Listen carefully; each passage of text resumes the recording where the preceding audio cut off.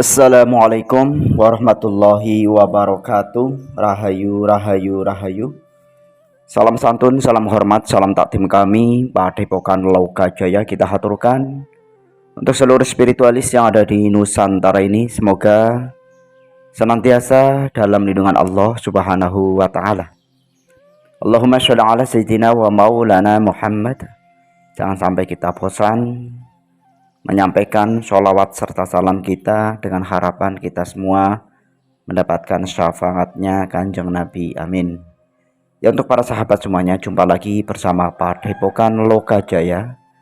Tentunya pada kali ini kita ingin membahas terkait dengan keseharian daripada Sang Kinasih Satrio Piningit, ngapa aja, seperti apa aja. Ini juga kita simpulkan seperti ini karena kita mengambil kisah nyata dari perjalanan-perjalanan spiritual, perjalanan orang-orang yang diperjalankan, yang tentunya sangat menarik untuk dibahas karena perjalanan spiritual seseorang itu tidak bisa dibuat-buat.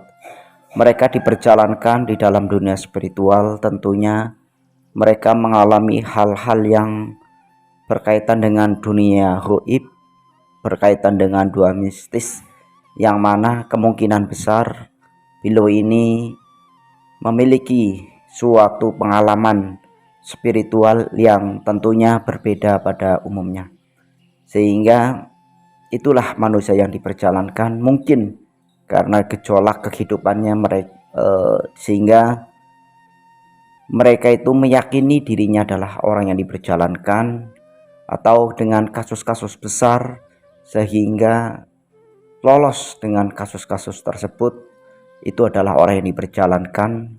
Juga kemungkinan besar mereka tiba-tiba memiliki kekuatan gaib, kekuatan spiritual yang dulunya tidak tahu menau, tiba-tiba senang dengan hal-hal yang mistis, ataukah tiba-tiba sangat peduli dengan masyarakat, dengan kehidupan Nusantara ini yang notabene Nusantara ini sedang mengalami suatu gonjangan krisis, ya mungkin belum berdampak besar bagi masyarakat, tetapi sudah berdampak kepada perusahaan-perusahaan besar, ya.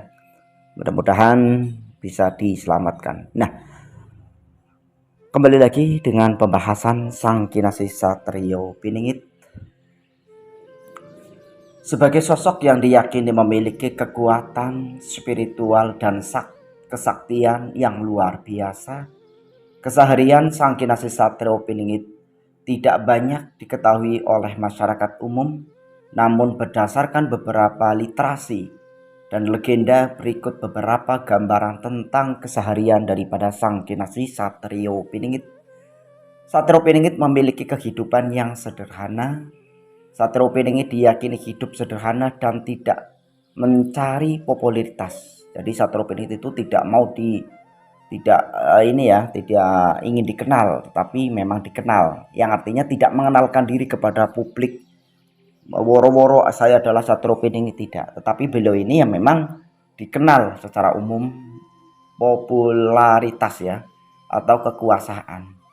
Jadi Satrio Piningit ini juga tidak mencari kekuasaan. Ia mungkin hidup sebagai seorang biasa tanpa banyak perhatian dari masyarakat, ya. Jadi Satrio Piningit itu tidak kayak di kepala desa itu kan mempunyai perhatian, atau kiai, ustadz misalnya. Tidak, Satrio Piningit itu hidup seorang biasa yang mungkin lingkungan apa itu tidak begitu mengenal lebih dekat, ya. Dan Satrio Piningit ini dalam kesehariannya juga melatih spiritual, ya. Jadi Satrio Piningit ini kesehariannya diyakini memiliki atau diyakini melakukan latihan spiritual yang inisiatif untuk meningkatkan kekuatan dan kesaktiannya. Jadi untuk mempersiapkan di mana waktu yang akan tiba, huru hara yang besar itu akan datang yang dengan tiba-tiba.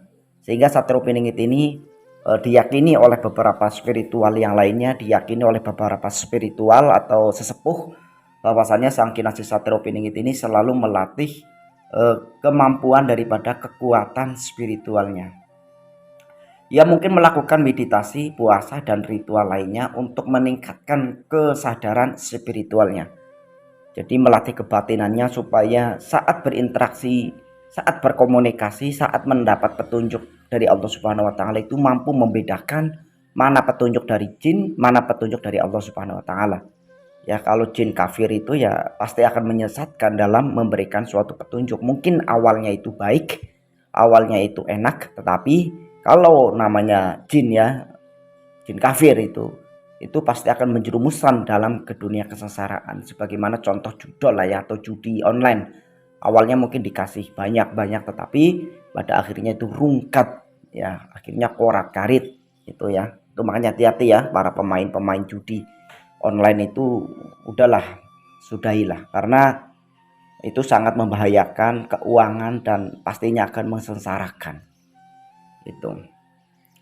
Itu ya. Jadi untuk Satrio Piningit itu sendiri pastinya itu sudah paham mana petunjuk yang dari Allah Subhanahu wa taala, mana petunjuk yang menyesatkan dari jin-jin kafir tersebut. Ya, jin kafir bisa memberi petunjuk itu mungkin melalui mimpinya, melalui tiba atau datang seakan-akan mengaku ini itu juga lebih hati-hati ya. Dan Satrio Piningit juga diyakini membantu masyarakat.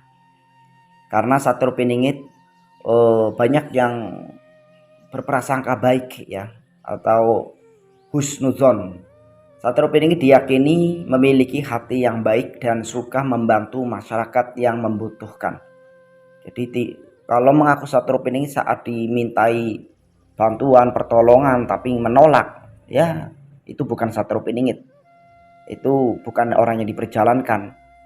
Itu bukan orang-orang yang peduli, tetapi mereka ingin diuntungkan saja. Nah, itu bukan SP namanya, tetapi orang hanya mengaku-ngaku saja.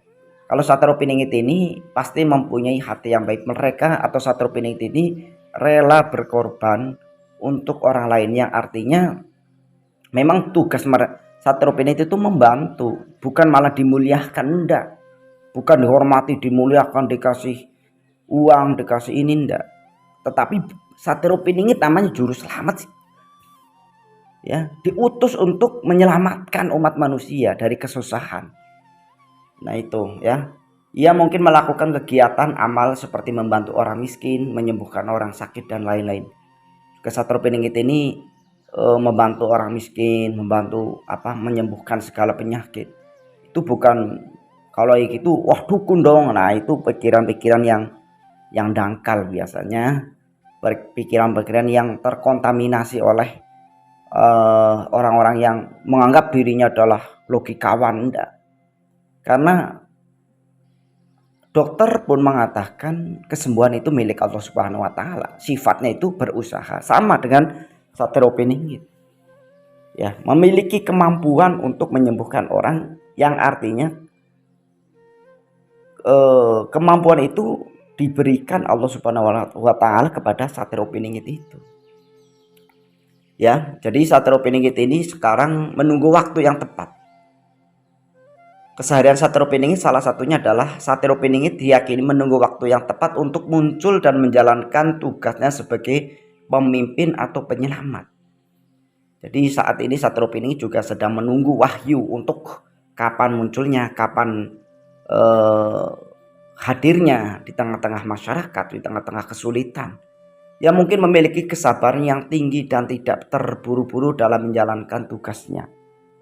Tentunya secara strategi matang ya, tidak terburu-buru, harus mendapatkan suatu petunjuk daripada Allah Subhanahu wa taala, mengonfirmasi lah, dapat tugas ini atau dapat petunjuk ini langsung dikonfirmasi apakah ini petunjuk dari Allah ataukah petunjuk dari hawa nafsu ataukah petunjuk dari makhluk yang ingin menyesatkan.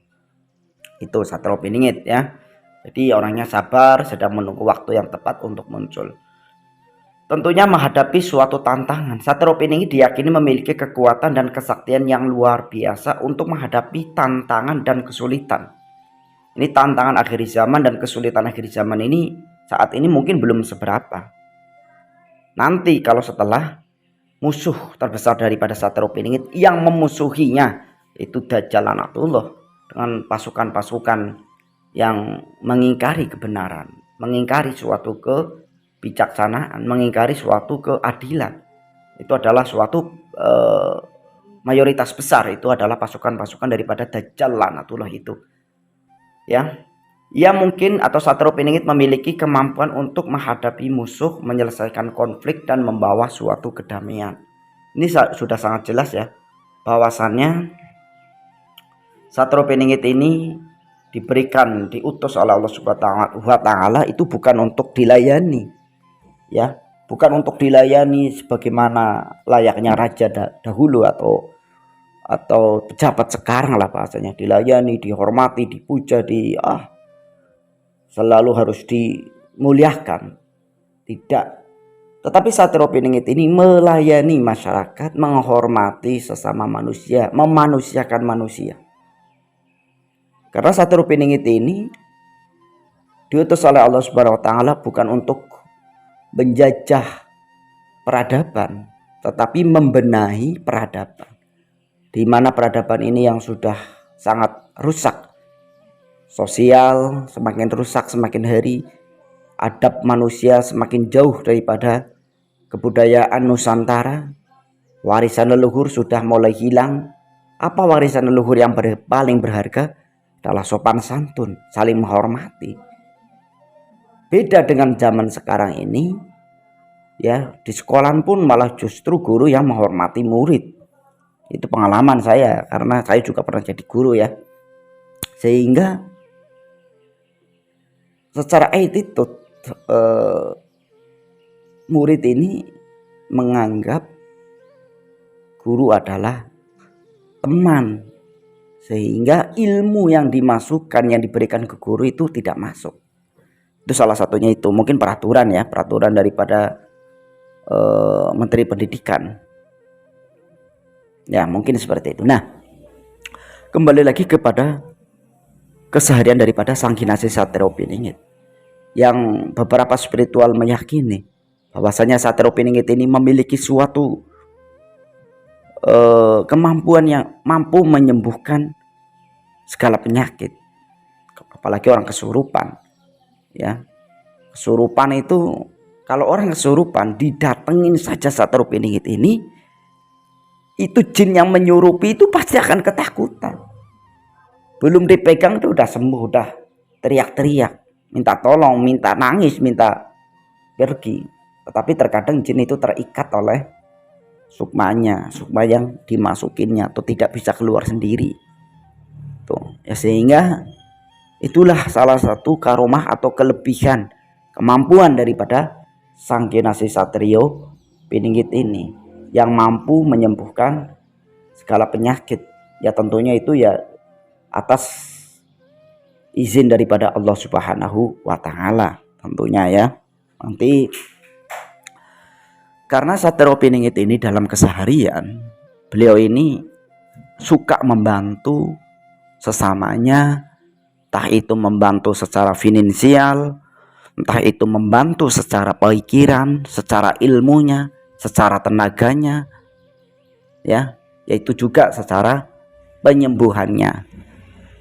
Karena Satrio Piningit, bila mana orang yang mengaku Satrio Piningit tapi dimintai tolong malah menolak, dimintai bantuan malah menolak, inginnya dimuliakan, itu bukan Satrio Piningit, itu kabib yang mengaku cucu Nabi, yang selalu minta dimuliakan, disuapin makan, disuapin, minta baju dipakein, ya, uang dikasih, makan disuapin, istri dikasih, ya, itu bukan sifatnya SP, itu kebalikan. Kalau Dajjal itu kan, kenapa Dajjal mengaku Tuhan? Ya karena ingin dimuliakan, dihormati, disembah. Satrio Piningit tidak, kebalikannya. Pokoknya sifat-sifatnya Dajjal itu yang kebalikan daripada sifatnya SP. Kalau Dajjal ini mengaku Tuhan untuk dimuliakan, ya itu. SP tidak, Satrio tidak seperti itu. Jadi Satrio itu menghormati, membantu, melayani masyarakat, ya, bukan seperti yang tulisan di ini, mengayomi, melindungi, melayani. Itu hanya tulisan aja, tapi dah prakteknya ya nol besar, ya. Ujungnya duit itu, ya. Jadi tidak seperti itu Satrio Piningit. Satrio Piningit walaupun tegas, pemberani, tetapi hatinya itu melo, hatinya itu keibuan, yang disebut Ratu Adil, mungkin seperti itu, ya, karena memiliki jiwa yang belas asih. Jadi siapapun yang memiliki jiwa belas asih, suka membantu sesamanya walaupun sebenarnya sendirinya itu kesulitan, tetapi tidak segan-segan untuk membantu orang lain, itu layak disebut Sang Kinasih Satrio Piningit. Tapi kalau dimintai tolong apa itu menolak, ya mungkin jauh dari sifat Satrio Piningit. Ya, itulah ya para sahabat semuanya, mohon untuk diluruskan, dimaafkan bila jauh daripada kebenaran, karena kebenaran hanya milik Allah Subhanahu wa taala. Salam santun, salam hormat dari Padepokan Lokajaya. Assalamualaikum warahmatullahi wabarakatuh. Rahayu, rahayu, rahayu.